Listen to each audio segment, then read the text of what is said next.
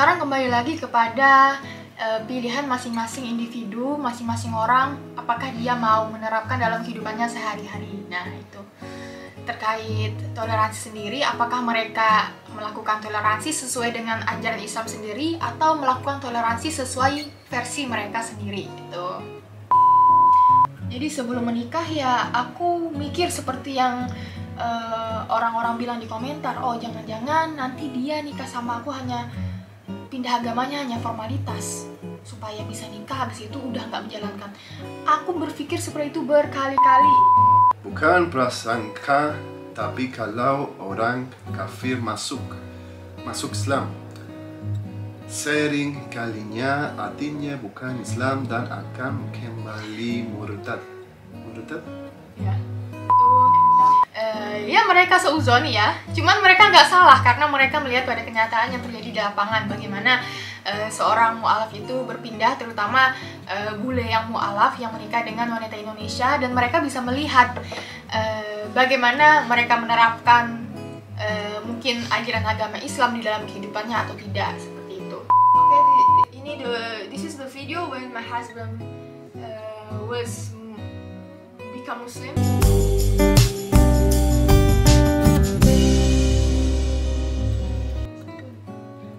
Assalamualaikum.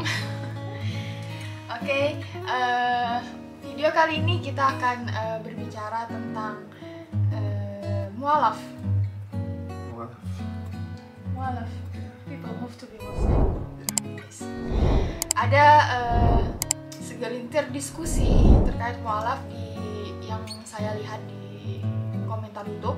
Aku dan suami mau berbicara tentang mu'alaf, tentang apa yang mereka bicarakan di YouTube gitu. Oke? Jadi ada beberapa komentar YouTube di sini. You can read the first. Bukan prasangka, tapi kalau orang kafir masuk Islam, sering kalinya artinya bukan Islam dan akan kembali murtad. Yeah. And then down. And the down. Yeah. Tidak boleh suuzon KRNA karena itu dosa yang hanya Allah yang tahu. Oke? Ya. Oke, aku lanjutin dari. Why people always try to make the words more short?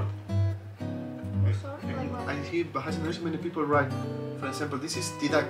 Yes, And it's they like put a, TDK. like a, I don't know, IDK. Like they make a simple word. It's like a slang. It's more hard to read for me. Yes, for you, for me Please, not. if you comment on my video of my wife, don't comment like that. I read, I understand. Comment with all the words. Katanya kalau komen gak usah disingkat, dia nggak bisa baca, nggak ngerti katanya. Oke, lagi Jasmarko survei membuktikan betul mereka tidak menjalankan, apalagi kalau sudah tinggal di negara-negara yang banyak ateis. Di Indonesia juga banyak pindah agama buat formalitas aja. Istrinya Tuti Nurdiati, istrinya harus mau mengajarkan agama Islam, bla bla bla. Betul tuh, karena kebanyakan begitu hanya baca syahadat doang setelah murtad lagi karena nggak pernah menjalankan agama Islam. Dari Ana. Ed Suryadi Jasman, kakak ipar saya masuk Islam dari Protestan dan sampai akhir hayatnya dia tetap Islam. Di kampung saya banyak pendatang yang masuk Islam. Dari Miss Kitty, kalau masuk Islam karena Allah pasti akan selamanya tetap Islam, alhamdulillah. Dari Ana membalas Suryadi Jasman, jangan cuma masuk Islam doang, percuma kalau nggak menjalankan ibadah. Beribadah nggak harus kita ketahui. Beribadah nggak harus diketahui. Banyak yang masuk Islam tapi nggak menjalankan ibadah sunnah Rasul. Suryadi Jasman membalas Ana, ada beberapa keluarga mu'alaf bahkan yang lebih taat beribadah. Mereka dari etnis Tionghoa dan Batak Toba. Bahkan beberapa lebaran yang lalu ada seorang ibu Tionghoa yang bangga anaknya masuk Islam. Terus lagi banyak bro masuk Islam yang taat ibadah, lebih banyak lagi yang masuk Islam gak menjalankan ibadah. Yang terakhir, gak tahu juga, tetapi lingkungan saya banyak yang masuk Islam dan yang saya tahu mereka semua taat beribadah, bahkan kami sering. Nah, itu ada beberapa komentar dari orang-orang terkait mualaf gitu. Nah, dari komentar tersebut, so I gonna ask you something. Yeah. What do you think when people say that mualaf who married with Indonesian woman only for formality for marriage? They think they moved to be Muslim Yeah. because formality for marriage. Yes. Okay. Yes, it could be true in many cases. Yeah. Yeah. There is maybe people trying to move to be Muslim because of marriage, because the country, because I don't know. Yeah. In my cases, Yeah. Itu kasus. before I was Muslim, Mhm. I was atheist. Yeah. I don't know. In Atheist, translation. yes. Yeah. I don't have any beliefs. Religion? I don't have any religion. And in the time that I moved to live in Germany, it's the first time that I have start to have contact with Muslim people at work, in the street, friends, and I always was really interested about For information about Muslim, Islam, Yes. with some yeah. stuff, yeah, and also. And the time that I was in Germany, Mhm. I don't eat pork. And Okay. she was thinking like, you know, you like to meat. But actually, it's true. I'm not usually people that eat pork or something like that. And I was thinking that, and the explanation that I found in Islam about why you cannot eat pork, it was really correct, and I was believed that actually it could be true. Yeah. Not only that, many things that I see and I read. And then when I meet you, and There is the reason to make you the last step, yeah. yes, I- faster to be Muslim. Yes, because I was thinking, in the future about my stuff in my head. I have many things to do, but I always, I don't do in the moment. I say, I will do later. Yeah. And then when I meet you, when I say I want to stay with you, I was thinking, I need to do this. I need to do it right. And I asked if I move to be this, Muslim, I can stay with you because it's not a problem for you, for your family. Jadi sebelum dia jadi Muslim, dia ateis dan dia udah tertarik sama Islam karena banyak temennya juga Muslim gitu. Dan walaupun suami aku belum jadi Muslim, dia itu nggak makan babi gitu karena ya memang nggak mau, karena memang dia pernah baca di Muslim itu ada alasan mengapa sebagai Muslim tidak boleh makan babi gitu. Jadi dia ngikutin seperti itu. Nah, ketika ketemu aku, ada suatu hal yang kayak mengharuskan dia lebih cepat menjadi Muslim, karena sebelum-sebelumnya hanya mengetahui Muslim tapi kayak selalu menunda gitu kan untuk menjadi Muslim. Nah, pas ketemu aku kayak lebih mendorong gitu. Jadi masuk Muslimnya bukan karena aku, tapi lebih karena terdorong lebih cepat untuk masuk Muslim kayak gitu.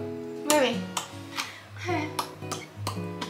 Jadi orang yang bilang kayak tentang mualaf itu, ya mereka seuzoni ya. Cuman mereka nggak salah karena mereka melihat pada kenyataan yang terjadi di lapangan. Bagaimana seorang mualaf itu berpindah, terutama bule yang mualaf yang menikah dengan wanita Indonesia, dan mereka bisa melihat bagaimana mereka menerapkan mungkin ajaran agama Islam di dalam kehidupannya atau tidak, seperti itu. Dan hal-hal seperti ini kan bisa dilihat publik ya, seperti dalam sholat Jumat. Nah, sholat Jumat ini ketika kita tahu ada seorang laki-laki Muslim dan pas waktu sholat Jumat dia masih nongkrong atau masih santai-santai. Nah, seperti itu kan bisa dilihat apakah dia melakukan sholat Jumat atau tidak gitu. Karena sholat Jumat nggak mungkin di rumah, harus di masjid gitu. Nah, contoh yang kedua yaitu dalam perayaan agama lain, perayaan hari raya agama lain. Kenapa? Contoh yang kedua adalah perayaan hari raya agama lain ya. Mungkin mereka, alhamdulillah, yang mualaf itu merayakan Idul Fitri gitu ya. Nah tapi kok pas hari raya agama lain, misal ya hari raya Natal, mereka juga merayakan juga, seperti mereka punya atribut Natal, pohon Natal yang mungkin ada di dalam rumahnya itu. Sedangkan mereka jelas-jelas salah satu pasangannya itu sudah Muslim dari lahir, sedangkan salah satunya mu'alaf gitu. Nah seharusnya yang Muslim dari lahir ini, entah itu istrinya atau suaminya, memberitahu hal yang benar terkait toleransi seperti apa yang sudah diajarkan di agama Islam sendiri. Nah terkait toleransi sendiri sudah jelas ya, bisa dilihat di kajian-kajian atau penjelasannya Ustadz Khalifah Salamah, mungkin Buya Yahya, Ustadz Abdul Somad, Ustadz Adi Hidayat. Nah mereka kan sudah jelas menjelaskan seperti apa, dan penjelasan mereka semuanya sama karena mereka mengambil pada hukum Islam sebenarnya gitu, makanya penjelasannya sama. Nah dan di zaman sekarang kita sudah gampang ya mencari pengetahuan bagaimana tentang hukum, aturan, dan hal-hal informasi lainnya yang bisa kita cari mungkin di YouTube dan hal-hal sosial media lainnya. Minum dulu. Bismillahirrahmanirrahim.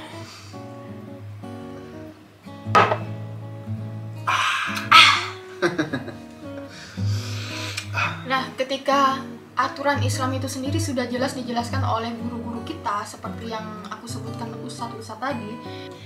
Nah, ini kembali lagi kepada individu apakah menerapkannya dalam kehidupannya atau tidak. Nah, itu kembali lagi ya, itu pilihan masing-masing orang. Jadi seperti itu termasuk penilaian publik gitu, karena hal yang bisa dinilai, hal yang bisa dilihat untuk melihat sedikit bagaimana keterikatan dia itu dengan agama atau tidak, seperti itu. Nah sekarang kembali lagi kepada pilihan masing-masing individu, masing-masing orang, apakah dia mau menerapkan dalam kehidupannya sehari-hari. Nah itu terkait toleransi sendiri, apakah mereka melakukan toleransi sesuai dengan ajaran Islam sendiri atau melakukan toleransi sesuai versi mereka sendiri gitu. About the tolerance, yeah, there is people say in comment, if you like that, your husband family will disappoint to you or dislike you or something like that. What do you think about? No, I don't think so. My family is really open-minded. Yes, open-minded. Yes. Ada yang pernah bilang maksudnya nanti keluarga suamimu kecewa, nanti keluarga suamimu nggak suka sama kamu karena kamu nggak ngucapin, tidak merayakan, juga tidak memakai atribut mereka gitu. Dan aku pikir mereka termasuk open minded ya, dan hal yang aku lakukan tidak akan membuat mereka membenci aku. Kalau aku sendiri ya, hati mereka itu urusan Allah gitu. Allah berfirman, aku sesuai dengan prasangka hambaku, dan aku berprasangka ke Allah kalau Allah tidak akan membuat mereka benci kepada diriku hanya karena aku tidak melakukan hal-hal terkait yang aku sebutkan tadi, tidak memberikan ucapan, tidak merayakan, dan tidak memakai atribut mereka. Dan aku kayak lebih, ya udahlah, hati mereka urusan Allah gitu. Dan aku yakin Allah tidak akan membuat hati mereka benci dengan aku hanya karena hal tersebut gitu. Dan kenyataannya memang benar. Itulah Allah sesuai dengan prasangka hambanya. Itulah karena aku mikirnya seperti itu. Jadi kenyataannya seperti itu. Ada yang bilang toleransi ini terlalu ketat atau berlebihan. Bagi aku sendiri ini nggak berlebihan karena sesuai dengan dosis yang sudah ditetapkan di Islam sendiri, dalam artinya aturan gitu.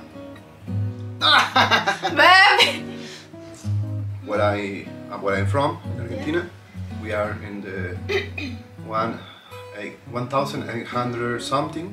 Argentina was not Argentina. They belong to the Spanish Empire. Okay. And the time I ever hear stories like the people before the Spanish in Argentina, they don't have any religion. They are Aborigine. Aborigine? Yes, or from from there. They don't have any. They have different beliefs, different religion, and I hear in the time that the Spaniards are there, if they change this religion, they will give them a land, or they will give them a house, or they give something, and then they don't need to live to stay in the jungle and the woods or something like that. But after that, many of them, they never care about, oh, these people really already learn the right ways of the, I think they are Catholic? Yeah. Catholic or Christian, I don't know, really know. But they don't care about, oh, they already know the ways, they already know how to pray, they already go to church, or they don't care. They already baptized, they say, yes, I am Christian, and then, okay, it's for you. They don't care. The point that they are already get baptized, and then they do the religion or not, the rules of the religion, it's no problem. Yeah. And also, if they don't want to move to be his religion, they kill them. Okay. Only move, and then after that, they don't care. What they doing. Before we were married, I always say to you, when you be Muslim, you must to do three rules. The first is pray 5 times every day and pray Jummah. The second, fasting in the Ramadan. And the third? And the third is is sunat, sunnah. Yeah. And then the fourth is... there is not 3, 4. Yeah, there's 4, yeah. The 4 is let something haram. Let haram things. Okay. Yeah. Jadi aku selalu bilang sebelum dia masuk Muslim, aku tuh selalu bilang ke dia, minimal ketika kamu sudah masuk Muslim, kamu harus melakukan 4 hal. Yang pertama, sholat Jumat dan sholat 5 waktu. Yang kedua, puasa Ramadan. Yang ketiga, meninggalkan hal-hal haram. Yang keempat, sunat. Nah, dan aku mengatakan berulang kali, I taught you many times about it because I still doubt in my heart. Yes. And then you say, yes, I know. Yes. Yes, I know. Yeah. Dan aku bilang kayak gitu tuh kayak, aku nggak bilang kayak menggampangkan. Contohnya, udahlah pindah Muslim aja, urusan yang lain belakangan, yang penting kita nikah dulu. Aku nggak bilang kayak gitu. Aku nggak bilang ngegampangin, tapi aku bilang apa adanya. Ya seada-adanya gitu. Kamu jadi Muslim, ada 4 hal yang kamu harus lakukan. Yang pertama, sholat 5 waktu, sholat Jumat, puasa Ramadan, terus meninggalkan hal-hal yang haram, dan keempat, sunat. Nah itu. Dan ini aku bilang berulang kali, setiap aku ingat, aku bilang lagi gitu, saking aku masih ragunya gitu. Yes. You want to say something? No. How you pray? You memorize the surah, something like that. Oh yes. And first, I always write some in the paper. In the paper in Spanish, and I memorize in Spanish. And then after time, I start to see some YouTube videos, and I start to hear the YouTube videos when I pray, and I repeat. Yeah. You told me that you pray, you put paper on the floor, and then you read. Yes. But sometimes the problem is I wear glasses. Yes. And when you wear glasses, it's kind of hard because the glasses fall down. It's not really good because I cannot touch the floor. And yes, I always put this on. Jadi sebelum dia hafal Al-Fatihah dan surah-surah lainnya, maksudnya doa sholat lainnya, dia itu tulis di kertas, terus taruh di lantai, di sebelahnya sajadah gitu. Jadi setiap sholat dia baca di kertas itu gitu. No, so sorry ya. No. Okay. When I try to learn new surah, Yeah. I put the paper, I read, and I try to remember. Okay. Sometimes listen the Quran in YouTube. And the Quran. Okay, this is the video when my husband was become Muslim. This man in the video is Sinan. He moved to Muslim. Sinan Sulis. Sinan Sulis is from Turkey. He moved to Germany many years ago, and he always helped Muslim brothers and helped me with the sajadah, the way to pray. Ada orang Turki namanya Sinan, dia ini kayak ustadz, dan dia sudah beberapa kali mindahin orang non muslim menjadi muslim gitu melalui apa namanya, syahadat. We lived together for 1 year, but he was in Turkey, and then he returned here. We stayed like 4 months, 6 or something like that. 4 months. Bukan 2 bulan, jadi sekitar 4 bulan tinggal di rumahnya Sinan ini. Juga mereka sholat bareng, Sinan mengajarkan doa-doa kalau mau makan dan hal-hal yang simpel lainnya gitu. Dan dia juga ngasih Al-Quran terjemahan Spanyol ya, ada fotonya di sini. Al-Quran terjemahan Spanyol juga dia ngasih ke suami aku. Nah itu supaya suami aku bisa membaca, dan ada satu bukunya itu tentang kayak dasar-dasar Islam gitu kan, tentang Nabi Muhammad, tentang Allah, tentang Rasulullah kayak gitu. Jadi semua buku di sini ini suami aku nggak ada yang beli, dikasih sama Bapak Sinan. Bapak Sinan itu yang masukin dia ke Islam, yang menuntun dia untuk baca syahadat. Nah, yang beli itu cuman buku ini Iqra dari Indonesia. Nah, ini Al-Quran dalam bahasa Spanyol. Terus ini, what is this? About the faith on Islam and the right ways. Oh, ini Islam di jalan yang benar, tentang buku Islam jalan yang benar. Ini tentang kamus Islam. Ini tentang selamat datang tentang Islam. Welcome to Islam, right? Welcome to Islam. Nah, ini juga tentang Nabi Muhammad. Ini Al-Quran tapi nggak ada Arabnya, ini cuman. This is no Arabic. This is only Spanish traduction. Ya, hanya kayak terjemahannya gitu loh. Isinya Al-Quran saja. Terus ini juga ini bagaimana semesta diciptakan di dalam Al-Quran dan Islam sendiri gitu. Terus juga ini tentang kayak tentang sholat gitu, kayak hudu, terus tuntunan sholat tapi di dalam bahasa Spanyol. Oh deh, ini ada sholatnya harus gimana di dalam bahasa Spanyol. Books ya, tentang sholat juga. Ini tentang. This is in German about ini tentang about the Quran. Tentang Quran tapi dalam bahasa Jerman. This is they say this is also from the same end I said before. They speak about the beauty of the Islam. Ini keindahan tentang Islam. Tuh bukunya. Nah, terus ini tentang Yesus di mata Islam seperti apa? Oh yes. Ya, tentang Islam juga. Ini tentang Islam kayak laki-laki di mata Islam seperti apa, Islam di dalam Al-Quran, terus Islam di dalam sains kayak gitu. Nah, ini tentang simple ya, tentang what is Islam, apa Islam itu gitu. Ini ada penjelasannya singkat. Dan ini Al-Quran. Oke, jadi this Al-Quran is in Arabic Al-Quran, ini nggak ada terjemahannya. Nah, jadi segini. Jadi ini buku-buku tentang Islam yang suami aku punya, dan semuanya dikasih cuman Iqra-nya untuk suami aku belajar gitu. Oke, sekarang minum kopi dulu. Cheers. I drink. Jadi sebelum menikah ya aku mikir seperti yang orang-orang bilang di komentar, oh jangan-jangan nanti dia nikah sama aku hanya pindah agamanya, hanya formalitas supaya bisa nikah, habis itu udah nggak menjalankan. Aku berpikir seperti itu berkali-kali karena aku mikir, masa suami nggak sholat, malu-maluin gitu. Masa suami nggak sholat itu malu-maluin gitu.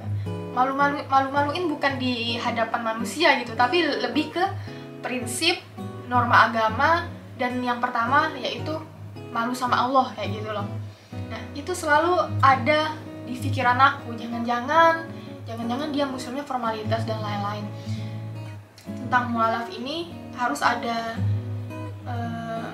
kerjasama antara suami dan istri. Bagaimana istrinya, bagaimana yang Islamnya, bagaimana yang muslimnya dari lahir harus bisa mengajarkan kepada pasangan yang mualafnya tersebut gitu. Mungkin istri atau suaminya.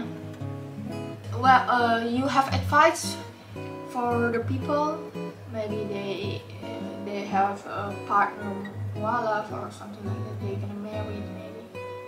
Yes. Yes, I think that the most important thing is to speak about what are the objects, what it is the thing they want to get together. And the second one is the people that, for example, in our casus, you are Muslim since you are born. Yeah.